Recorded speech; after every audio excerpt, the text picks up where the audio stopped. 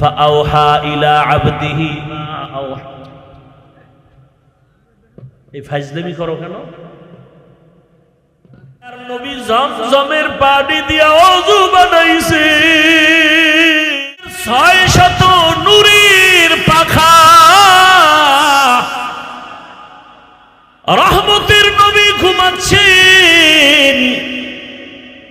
এই মুহূর্তে কোনো আওয়াজ দেওয়া যাবে না, রহমতের নবী ঘুমান, হাত লাগানো যাবে না, মাথায় কোনো টাচ করা যাবে না। জিবরাইল 600 নূরের পাখা এক পাশে রেখে রহমতের নবীর কদম মুবারকের তলায় গিয়ে পাখা লাগায়া দিলেন। কেউ বলেন জিব্বা লাগাইছেন। রহমতের নবী সজাগ হয়ে গেলেন, তাকায় দেখে জিবরাইল আমিন সামনে বসা। নবী জিজ্ঞাসা করলেন, ভাই জিবরাইল, এই রাত্রে কেন? আবার তাকায় দেখি উপর থেকে আলো দেখা যায়, ছিদ্র, দরজা আটকানো। বলে আপনি কি দরজা দিয়ে ঢুকেন না? কয় না। কোথার থেকে? বলে ছাদ ছিদ্র করে আসছে। উল্টা পথে কেন? আজকে সব ব্যবহার উল্টাই হবে, সব উল্টা হবে। আপনার জন্য এক মহা সুসংবাদ নিয়ে আসছি। আমার আল্লাহ আপনাকে দাওয়াত দিয়েছেন, এখনই রেডি হবে, আল্লাহর বাড়িতে যেতে হবে। কেমন মজা! এগুলো বুঝবে কে? বুঝবে কে? তেরা আয়না আলমে রঙ্গ বু হে, তেরা আয়না আলমে রঙ্গ বু হে, जिधर दिखता हो उधर तू ही तू है। আরে আল্লাহর মুহাব্বতের বান্দারা, সর্বাবস্থা আমার মালিকের পাওয়ার জন্য পাগল পারা হয়ে থাকে। অন্তরের মধ্যে একটা আগুন জ্বলতে থাকে। দুনিয়ায় সব পেলাম, কিন্তু আসল মালিকের যদি না পাই, আমার কোনোটাই আর জীবনে সফল হবে না। জিবরাইল আমিন বলেন, নবী রেডি হন, চলতে হবে রবের দরবারে। বোরাক রেডি। নবীকে উঠাইয়া জিবরাইল আমিন চলে গেলেন হাতিমে কাবা। বাইতুল্লাহ দেখছেন যারা, ওই 4 দেয়ালের ঘরের পাশে বুক বরাবর একটা আলাদা দেওয়াল আছে, ছোট, এটা হাতিমে কাবা। পুরাটাই ছিল বাইতুল্লাহর ঘর, পুরাটাই। কিন্তু রসুলের যখন 30 বছর বয়স, ওই বাইতুল্লাহটা ভেঙ্গে নতুন করে উঠাইতে গিয়া টাকা ছিল না। হালাল ভাবে টাকা সবাই ভাগ ভাগ করে দিয়ে দেখে পুরাটা উঠানো যায় না, ওটা বাদ দিয়ে এরপরে করছে। কিন্তু ওটাও কাবা, কাবার অংশ। বাইতুল্লাহর মধ্যে 2টা দরজা ছিল। কয়টা? এখন একটা আছে, আর একটা নাই। ওই বরাবর ওই পাশে আর একটা। রহমতের নবীকে হাতিমে কাবায় নিলেন। ওখানে নবী আরেকটু শুয়ে পড়লেন, আবার উঠাইয়া রহমতের নবীকে ঝমঝম কূপের কিনারায় নিয়েছেন। নবীকে চিৎভাবে শোয়াইলেন। নবীজির সিনা মুবারকটা ছিদ্র করে ফেললেন। রহমতের নবীর বুকটা চিরিয়া ভেতর থেকে কলবটাকে বের করলেন, স্বর্ণের পেয়ালার ভেতরে রাখলেন, জমজমের পানি দিয়া ধুইলেন। নবী বলেন, আমি তাকায় তাকায় দেখতেছি, ওখানে জিবরাইল দাঁড়ানো, ওখানে মিকাইল দাঁড়ানো, আমার ডানে 70,000 রহমতের ফেরেশতা দাঁড়ানো, আমার বামে 70,000 রহমতের ফেরেশতা দাঁড়ানো, সামনে রহমতের 70,000 ফেরেশতা দাঁড়ানো, পেছনে 70,000 রহমতের ফেরেশতা দাঁড়ানো। আমি দেখতেছি আমার বুকটা চিরিয়া কলবটাকে বের করে স্বর্ণের পেয়ালায় রাখলেন, আর জমজমের পানি দিয়ে আবার কলবটাকে ধুইলেন। এরপরে আবার ভেতরে দিয়া আবার হালকা চাপ দিলে আবার ভালো হয়ে গেল। আমার সেলাই লাগলো না, রক্ত গেল না, ব্যথাও পেলাম না। জিবরাইল কয় জমজম পানি দিয়ে এবার ওযু বানাইয়া নেন।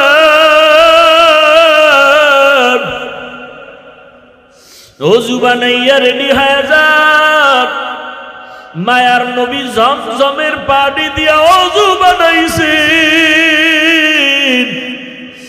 ওরে মুফাসসিরিনে কেরাম বলেন জমজম পানি কাউসারের থেকেও দামি। সাহাবায়ে কেরাম প্রশ্ন করলেন, ইয়া রাসূলুল্লাহ, জমজমের কূপের থেকে crore crore million trillion billion পানি হাজিরা নিয়ে যায়, কিন্তু সেই থেকে আজ পর্যন্ত একটু পানি কমেও না বাড়েও না, এই পানিটার তলা কই? রহমতের নবী বলেন জমজম কূপের তলা হলো হাউজে কাউসারের সাথে লাগানো। জমজম কূপের পানি পান করলে এতটা লাভ। মানুষের পানি পান করলে পিপাসা নিবারণ হয়, ক্ষুধা নিবারণ হয় না। জমজম পানিটা পান করলে ক্ষুধা নিবারণ হয়, পিপাসাও নিবারণ। কেউ যদি জমজমের পানি পান করে, নবী বলেন তুমি এই দোয়া পড়ে পান করো, আল্লাহুম্মা ইন্না নাসআলুকা ইলমান নাফিআ ওয়া রিজকান ওয়াসিআ ওয়া শিফাআন মিন কুল্লি দা। জমজমের পানি পান করো, রোগের ঔষধ। বান্দা তোমার শেফা আল্লাহ দান করবেন, এত পাওয়ারওয়ালা পানি। নবী বলেন ওযু করলাম, এরপরে 2 রাকাত নামাজ আদায় করলাম। মেরাজ সফর শুরু হবে, এখান থেকে একটা সবক, কেউ যদি সফরে বের হও, ওযু সহ বের হও, 2 রাকাত নামাজ পড়ে বের হও। নবী নামাজ কমপ্লিট করে দোয়া করলেন। এবার জিবরাইল বলেন, ইয়া রাসূলুল্লাহ, বোরাক রেডি, উঠেন। নবী উঠবে, কিন্তু বোরাক একটু বাহানা করে, উঠাইতে চায় না। জিবরাইল বলে, বোরাক এমন কেন করো, চিনো? বলে, হ্যাঁ চিনি, নি তো রহমতের নবী।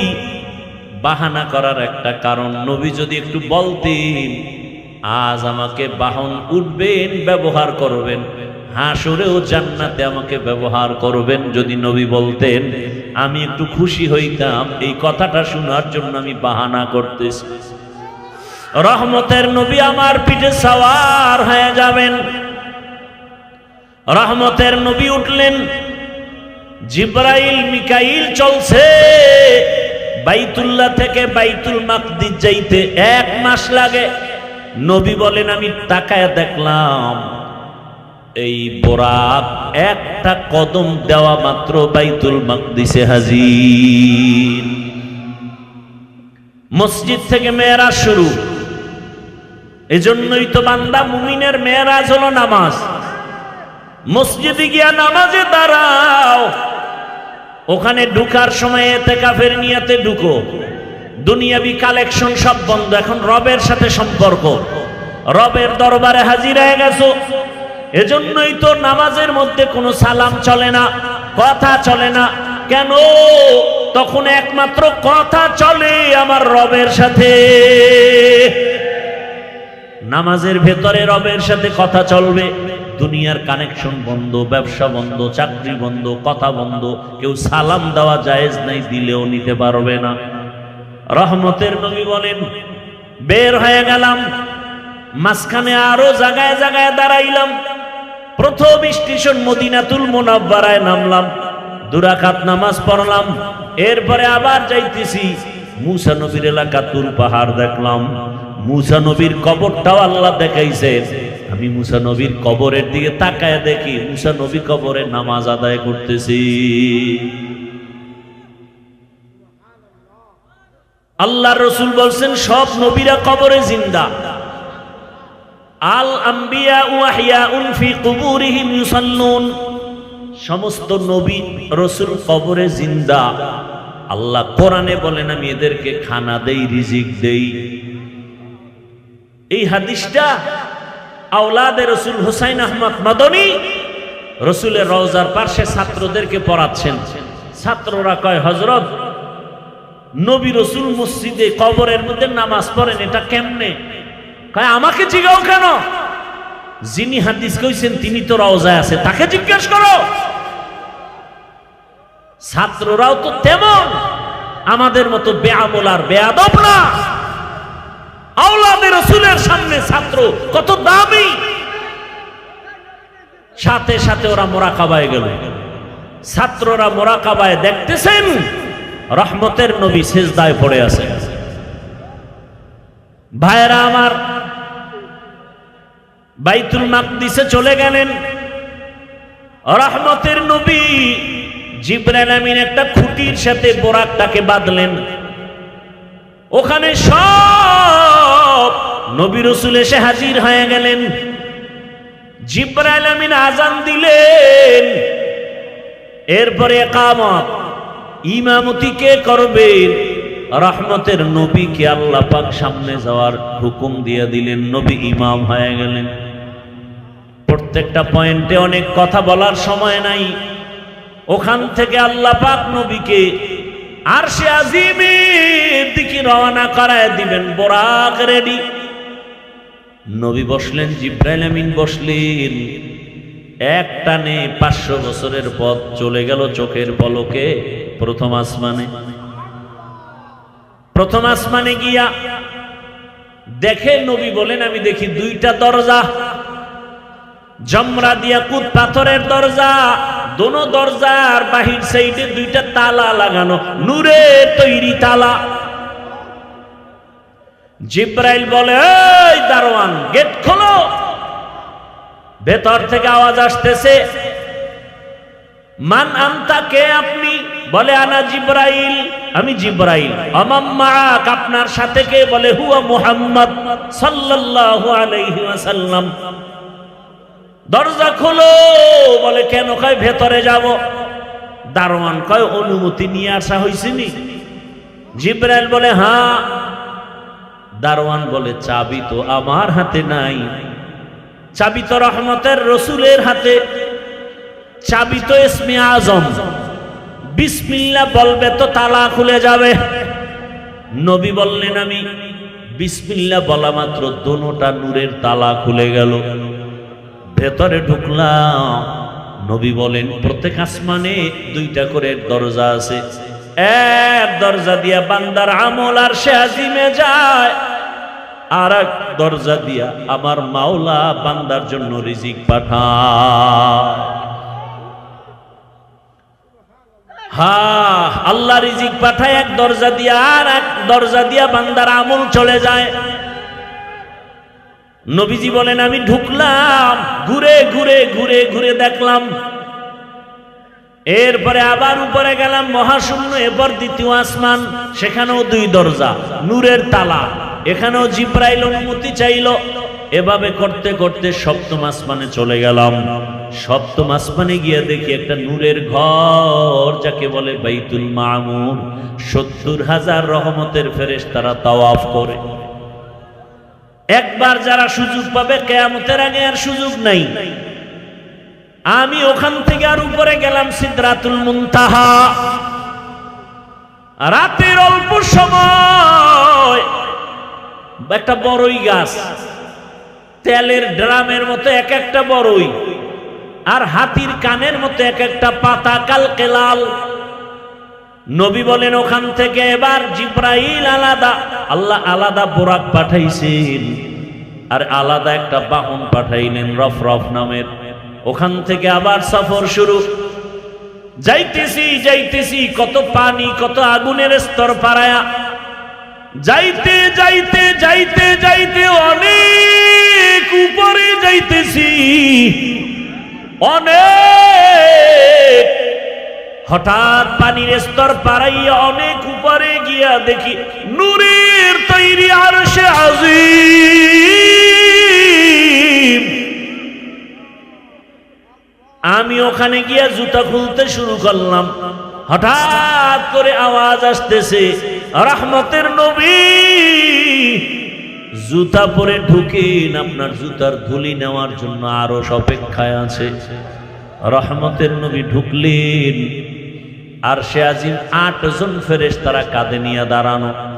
ওদের পা হলো 7 জমিনের নিচে, ওই ফেরেশতারা জানে না তাদের কাঁধে কি আছে। আরশে আজিমের উপরে হলো আমার আল্লাহর আসন, কুরসি। ওয়াসিআ কুরসিয়ুহুস সামাওয়াতি ওয়াল আরদ। রহমতের নবী ঘুরে ঘুরে দেখতেছেন আল্লাহ পাকের আসন ওই কুদরতের কুরসির চতুর্দিকে ৭০,০০০ নূরের পর্দা লাগানো। আমার নবীকে ভেতরে নিয়ে আল্লাহ কথা বলার জন্য আহ্বান করলেন। রহমতের নবীকে পর্দা একটা একটা খুলেন আর ভেতরে নেন, নূরের পর্দা খুলেন আর ভেতরে যান। কাছাকাছি আল্লাহ পাক আমার রহমতের রসুলকে নিয়া এরপরে কথা বলবেন। আল্লাহ তাআলা বলেন, নবী বলেন, আমাকে আল্লাহর পাশে নিয়া মোহাব্বতের আলোচনা শুরু করলেন। ফাআওহা ইলা আবদিহি মা আওহা। এই ফাজলামি করো কেন?